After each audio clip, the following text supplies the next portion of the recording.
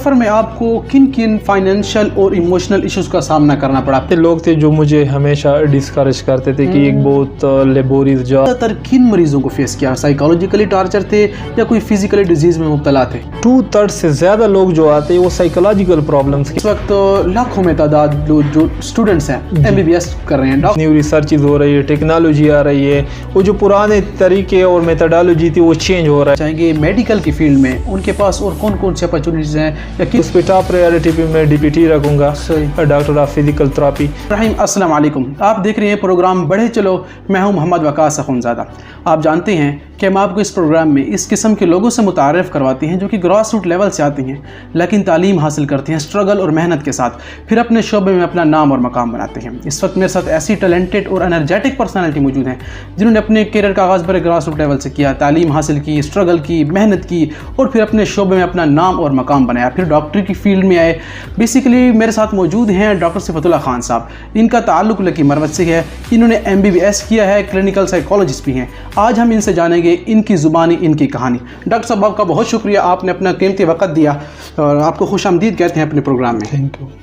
Doctor صاحب آپ مجھے یہ بتائیے, آپ نے اپنے کیریئر کا آغاز کہاں سے شروع کیا اور آپ کے پیچھے موٹیویشن کیا تھی؟ آپ نے ماشاءاللہ اتنی اچیومنٹ حاصل کی ہے, اس کے پیچھے کیا موٹیویشن تھی؟ جی وقاص, جیسے آپ نے بجا فرمایا اور میری انٹروڈکشن کرا دی. اصل میں سٹارٹ جو ہم نے لیا تھا وقاص, جیسے ہر ایک جو بھی ہوتا ہے اسٹوڈنٹ سٹارٹ لیتا ہے, تو ابتدائی تعلیم 8ویں تک لکی مروت میں مشعل پبلک اسکول کے نام سے ایک اسکول ہے, وہاں سے میں نے 8ویں تک تعلیم حاصل کی. اس کے بعد مجھے پشاور میں UPS جانا پڑا جہاں سے میں نے میٹرک کیا. اس کے بعد FEC WFGS working post grammar school and college سے FEC کیا. اس کے بعد ایٹا میں اپیئر ہونا پڑا جو کہ ایک ٹیسٹ کنڈکٹنگ ایجنسی ہے, جس طرح MDCAT پہلے ایٹا یہ ٹیسٹ کنڈکٹ کرتی تھی. تو شکر الحمدللہ وہاں پہ میری سلیکشن ہو گئی گلوبل میڈیکل کالج میں. تو 5 سال مجھے MBBS جسے کورس ہوتا ہے 5 سال کا وہ کیا. اس کے بعد 1 سال ہاؤس جاب ہوتا ہے جسے عام زبان میں ہم ٹریننگ کہتے ہیں, وہ کیا. اس کے بعد 2 ہفتوں کے بعد کچھ پوسٹیں آئی جس کے لیے میں نے اپلائی کیا اور شکر الحمدللہ ایز اے میڈیکل آفیسر وہاں پہ میری سلیکشن ہو گئی ماشاءاللہ. صحیح. اس کے بعد پھر مجھے کلینکل سائیکالوجی جس طرح آپ نے بتا دیا وہاں پہ جانا پڑا اسلام آباد, تو وہاں سے میں نے کلینکل سائیکالوجی میں MS کیا. صحیح. تو اس کے بعد ابھی تک جو میرا وہ ایز اے میڈیکل آفیسر یہاں پہ ٹراما سینٹر جو DHQ ہاسپٹل کے ساتھ اٹیچ ہے, وہاں پہ as a CMO casualty medical officer کام کر رہا ہوں. تو جہاں پہ تک موٹیویشن کی بات ہے, تو اکثر جب چھوٹی عمر میں ہسپتال جانا پڑتا تھا تو وہاں پہ لوگوں کو میں دیکھتا تھا لمبی لمبی قطاریں لگی ہوئی ہوتی تھی اور مختلف قسم کے ہیلتھ ایشوز کے ساتھ لوگ آتے تھے. اور اکثر جب میں ڈاکٹرز کو دیکھتا تھا لوگوں کی ایشوز سالو کرتے ہوئے, لوگوں کے مسائل سنتے ہوئے, ان کا حل بتاتے ہوئے اور ان کو different types of medical prescription دیتے ہوئے اور ان کو ہیلپ کرتے ہوئے جب دیکھتا تو مجھے ایک موٹیویشن ملتی تھی کہ کاش میں بھی ایک ایسا ہوتا یہاں پہ بیٹھا ہوتا اور لوگوں کے مسائل حل کرتا. تو اسی کے حوالے سے میں نے پھر سفر شروع کیا اور شکر الحمدللہ آج اسی فیلڈ میں کام کر رہا ہوں. سر اس سفر میں جو کہ پوری جرنی آپ کی جسے سکسیس سٹوری کہا جاتا ہے, اس سفر میں آپ کو کن کن فائنینشیل اور ایموشنل ایشوز کا سامنا کرنا پڑا؟ فرسٹ آف آل اگر ایموشنل ایشوز پہ ہم آ جاتے ہیں تو ایموشنلی سب کے ساتھ کچھ نہ کچھ پرابلمز ہوتے ہیں. تو ہماری سوسائٹی میں بھی کچھ ایلیمنٹس ایسے ہیں جو آپ جو بھی کام شروع کر لیتے ہیں تو اس میں آپ کو آبسٹیکلز ڈالتے رہتے ہیں یا آپ کو ڈسکریج کرتے رہتے ہیں. تو ایسا بھی میرے ساتھ بھی ہوا. کچھ ایسے لوگ تھے, کچھ ایسے ایلیمنٹس تھے جو کہتے تھے کہ ایک بہت مشکل کام ہے, یہ نہیں ہو سکتا, یہ بڑے لوگوں کا کام ہے. تو مجھے بھی ان کا فیس کرنا پڑا. اور لیکن میں نے پھر اپنی جو میری ایک گول تھی یا جو میرا ایک مقصد تھا یا جو میرا ایک پیشن تھا تو اس کے لیے میں نے اسٹرگل کیا اور شکر الحمدللہ میں اس جو کرنا چاہتا تھا وہ ہو گیا. سیکنڈ فائنانشیل پرابلمس کی جیسے آپ نے بات کی, تو جس طرح اکثر اسٹوڈنٹس کو فائنانشیل پرابلمس ہوتے رہتے ہیں تو مجھے بھی وہی سارے فیس کرنے پڑے جو اکثر لوگ کرتے ہیں. اچھا سر, آپ نے یہ جرنی سٹارٹ کی ہے تو مطلب آپ کا ایکسپیرینس بھی ہے کئی سالوں کا, تو آپ نے زیادہ تر کن مریضوں کو فیس کیا جو کہ سائیکالوجیکلی ٹارچر تھے یا ان کو کسی فزیکل ہیلتھ ڈیزیز کا سامنا تھا؟ جی بالکل، جیسے آپ نے بات کی تو جتنا میں اپنے تجربے کی بات کرتا ہوں، ریسنٹ سروے آئی ہے جس کے مطابق 13,000 لوگ پاکستان میں پر ایئر سوئسائڈ کر لیتے ہیں، جس میں 95% لوگ سائیکالوجیکل پرابلمس کے ساتھ آتے ہیں، جس کو سائیکاٹک ڈیزیز ہوتے ہیں، سائیکاٹک پرابلمس ہوتے ہیں، ان میں 95% ان لوگوں کا ریشو ہوتا ہے۔ اور جو اگر آپ بات کر لیں سائیکالوجیکل پرابلمس کے حوالے سے، تو APA جو امریکن سائیکالوجیکل ایسوسی ایشن ہے، اس کی ایک ریسنٹ سروے آئی ہے جس کے مطابق جو پچھلی 2020 اور 2021 کی جو کمپیریزن دی ہے، تو اس میں جو ڈپریسیو ڈس آرڈرز ہیں اس میں تقریباً 58 سے لے کر 82% تک انکریز ہوا ہے۔ اس طرح اگر آپ انزائٹی پرابلمس کے حوالے سے بات کر لیں تو اس میں 72 سے بڑھ کر 2021 میں 82% پہ گئی ہے۔ اس طرح جو ڈرگس کے حوالے سے، ڈرگز ایڈکشن کے حوالے سے بات ہے تو اس میں جو ریشو بڑھی وہ 18 سے لے کر 27% ہو گئی۔ تو اکثر لوگ سائیکالوجیکل پرابلم ایسے ہوتے ہیں کہ لوگوں کو مسائل نہیں لگتے، ان کو پتہ نہیں ہوتا کہ یہ بھی ایک ایشو ہے جس کی وجہ سے ان کی زندگی متاثر ہو رہی ہے۔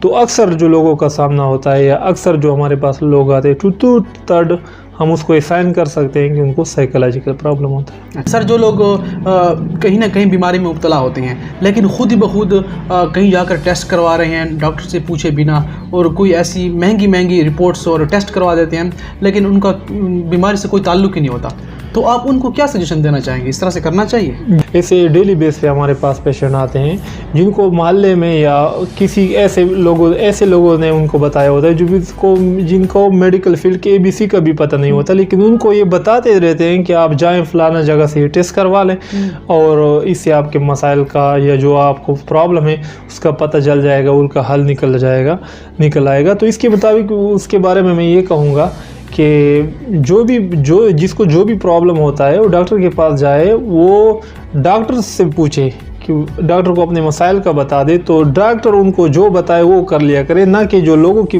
سنائی باتیں ہوتی ہیں جو لوگ ان کو بتا دیتے ہیں کہ فلانا ٹیسٹ کروا لے۔ ایسے بہت سے لوگ آتے ہیں جن کو ان کی بالکل ضرورت ہی نہیں ہوتی، وہ جیسے کہ بہت بڑے ٹیسٹ ہو گئے، جیسے MRI ہو گیا، CT ہو گئے، تو یہ ٹیسٹ کے لیے وہ آ جاتے ہیں اور ان کو بہت سے پہلے سے بھی فائنانشل پرابلمز ہوتے ہیں اور ان انڈیکیٹڈ چیزیں ہوتی ہیں۔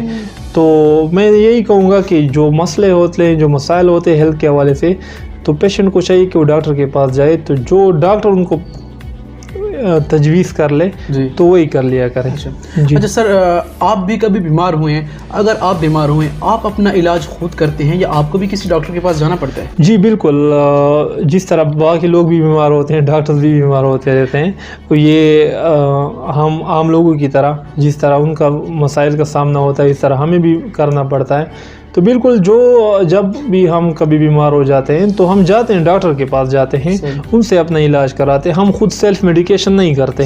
تو لوگوں کو بھی چاہیے کہ جب مسائل کا پرابلم یا ہیلتھ کے حوالے سے کوئی ایشو آ جائے تو ڈاکٹر کے پاس جا کے کر لیں۔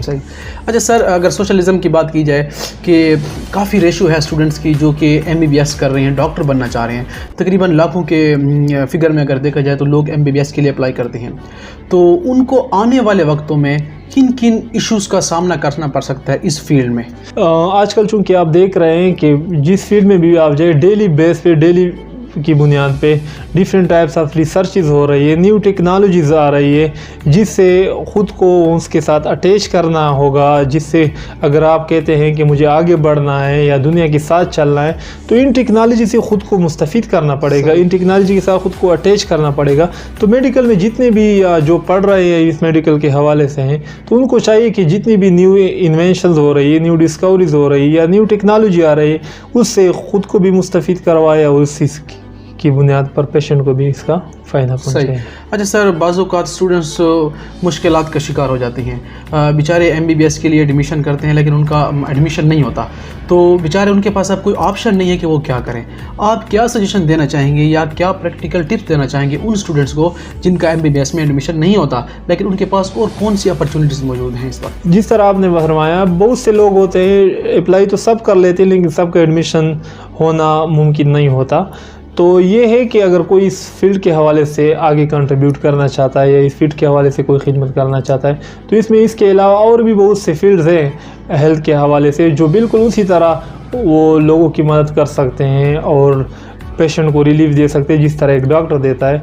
इसमें हम DPT की बात करें, डॉक्टर ऑफ फिज़िकल थेरेपी, जिसमें आप हॉस्पिटल में भी जॉब कर सकते हैं, अपना सेटअप भी बना सकते हैं। इस तरह PharmD हो गया, आप जा सकते हैं, फार्मेसी कर सकते हैं।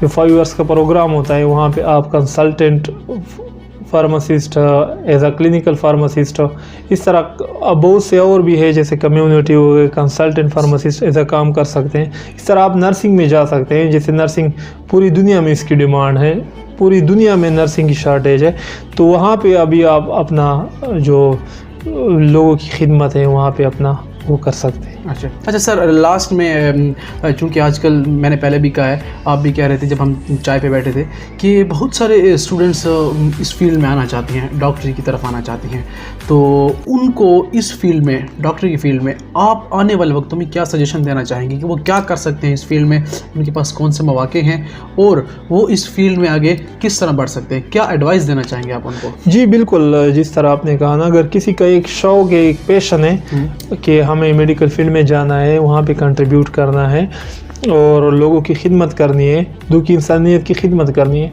तो उनको चाहिए कि बस अपनी स्टडी पे कंसंट्रेट करें और जो भी उससे पहले जो वो है उसमें अपने आप को उसमें डिवोट कर ले, खुद को डिवोशन शो कर ले और साथ जो भी चीज़ होता है उसमें उस पर अपना कॉन्सेप्ट क्लियर कर ले।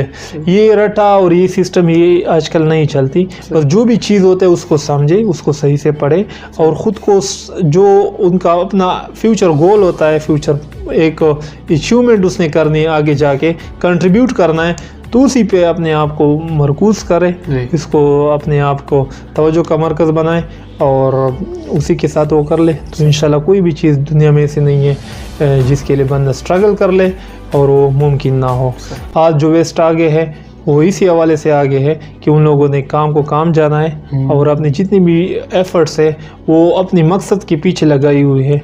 तो बंदा अगर अपनी मकसद के पीछे स्ट्रगल करे, कोशिश करे, तो अल्लाह ताला ज़रूर उसका सिला देता है। डॉक्टर साहब, आपका बहुत शुक्रिया, आपने अपना कीमती वक्त दिया और आपने अपनी तजुर्बात और मुशाहिदात सुनने वालों के साथ शेयर किए। उम्मीद है नाज़रीन आपको हमारे ये प्रोग्राम ज़रूर पसंद आया होगा। डॉक्टर साहब ने जो बातें की हैं इनसे आपको भी नसीहत पकड़नी चाहिए। तो इंशाल्लाह हम नए वीक में एक नए गेस्ट के साथ फिर आपके सामने हाजिर खिदमत होंगे। तब तक के लिए मुझे इजाज़त दीजिए। अल्लाह हाफ़िज़।